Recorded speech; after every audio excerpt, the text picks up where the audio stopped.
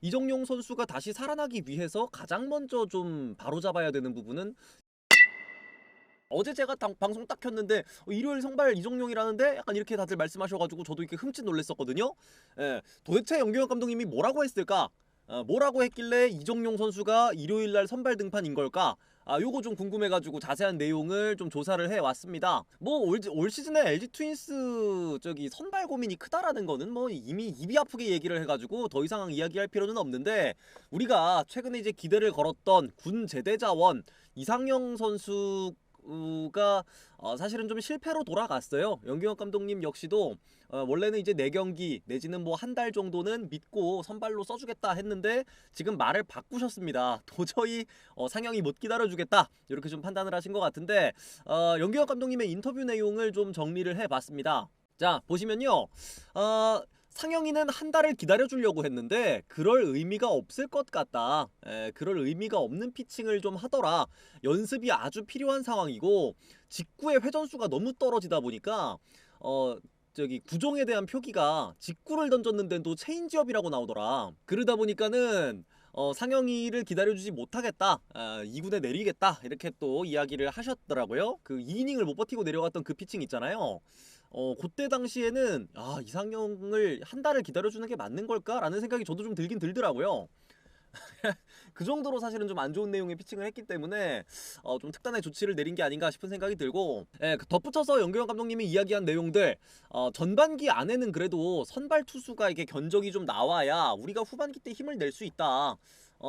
연승을 하다가도 꼭 이제 선발이 약해서 한 경기씩 끊기고, 연패를 할 때는 계속 연패가 이어지고, 이런 흐름이 반복되고 있으니까 요 선발진을 전반기 내에는 반드시 좀 정립을 해놔야 된다, 이렇게 이야기를 했고, 그러다 보니까 새로운 선발 요원이 좀 필요한데, 새로운 선발은 이정용을 쓸까 유영찬을 쓸까 고민을 하다가 이정용을 쓰기로 결정을 했다고 합니다.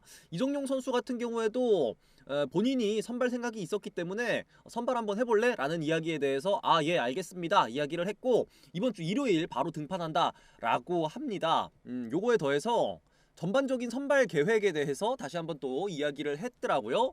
연기혁 감독님 인터뷰입니다. 이정용이 일요일에 선발로 출격을 하게 되는데 투구수는 50개 정도 보고 있다. 그리고 요 이후에 선발 등판하면서 차츰 한 개 투구수를 늘려갈 예정이다 라고 합니다. 올 시즌에 워낙에 이제 불펜으로 시즌을 준비했기 때문에 당장 이번 주 일요일날 막 89 이렇게 던지기는 어려울 걸로 보여요. 그러다 보니까 59부터 차츰차츰 투구수를 늘려갈 예정이다 라고 하고요.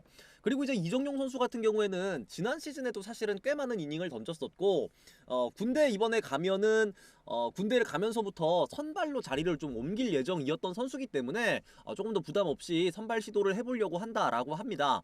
그러다 보니까 이제 우리가 3선발까지는 플럿코, 켈리, 임찬규 이렇게 3명의 선수가 견고하게 그래도 3선발까지는 버텨주고 있는 상황이니까 요 4, 5선발, 토종선발 두 자리를 김윤식, 이민호, 이정용 선수가 돌아가면서 경쟁을 좀 하면서 자리를 메꿀 예정이다 라고 이야기를 했고요. 그리고 이제 롱릴리프 같은 경우에는 유영찬과 백승현도, 물론 이제 백승현 선수가 지금 부상으로 다시 2군에 가 있습니다만은 유영찬, 백승현을 롱릴리프로 현재는 구상하고 있다, 이렇게 덧붙였던 연경엽 감독입니다.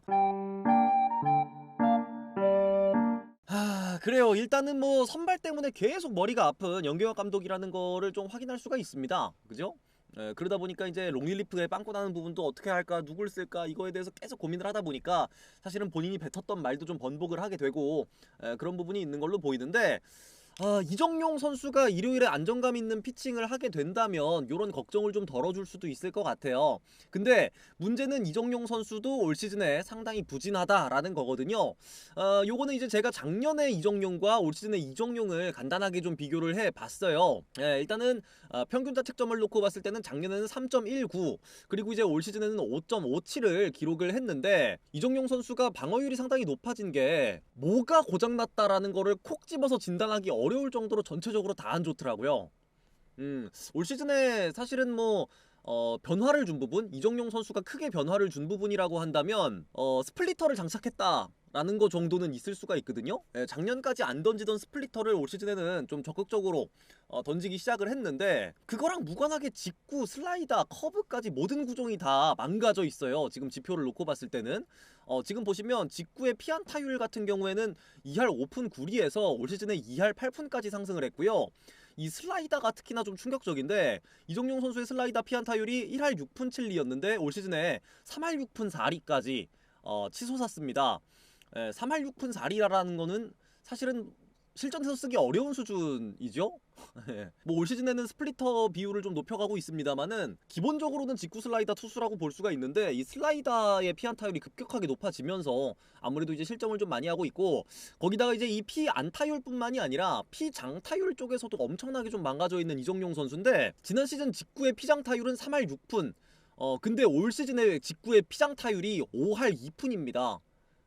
5할 2푼 5할 2푼이면은 장타율이 5할 2푼이다라는 거는 이 정도면은 저기 그 골든글러브급 타자거든요. 골든글러브급 타자가 되어버린 이정용 선수의 직구인데 그래요. 직구의 구위가 상당히 좀 망가져 있는 그런 느낌도 받을 수가 있네요.